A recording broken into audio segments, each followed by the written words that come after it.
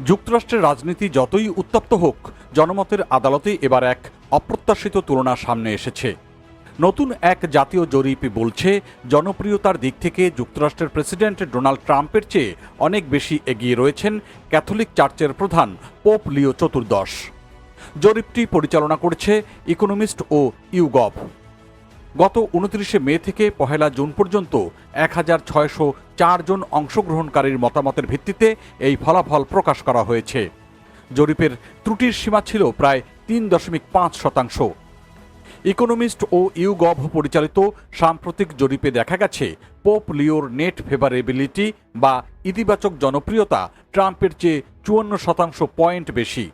এই ফলাফল এমন এক সময় প্রকাশিত হলো যখন ট্রাম্প ও পোপের মধ্যে প্রকাশ্য মতবিরোধ আন্তর্জাতিক সংবাদ মাধ্যমের শিরোনাম হয়ে উঠেছে। জরিপ অনুযায়ী অংশগ্রহণকারীদের 55% পোপ লিওকে ইতিবাচক হিসেবে দেখেছেন, বিপরীতে মাত্র 23% তার প্রতি নেতিবাচক মনোভাব প্রকাশ করেছেন। ফলে পোপের নেট জনপ্রিয়তা দাঁড়িয়েছে +32-তে।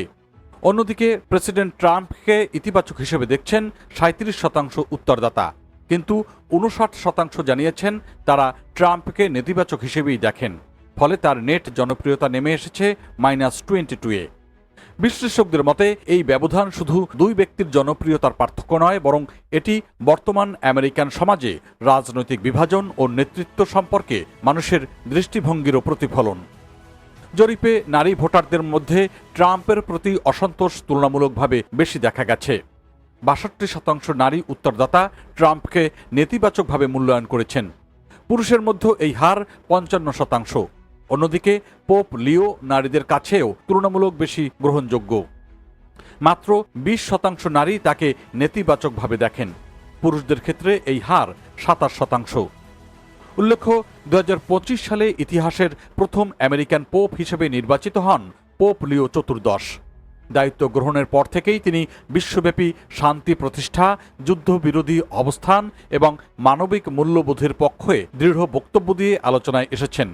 বিশেষ করে মধ্যপ্রাচ্যের সংঘাত ও ইরান সংকট নিয়ে শান্তির আহ্বান জানিয়ে তিনি আন্তর্জাতিক পর্যায়ে ব্যাপক প্রশংসিত হন।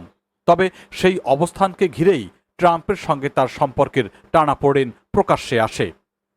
গত এপ্রিল মাসে ডোনাল্ড ট্রাম্প অভিযোগ করে বলেছিলেন যে পোপের কিছু মন্তব্য ইরানের প্রতি সহানুভূতিশীল।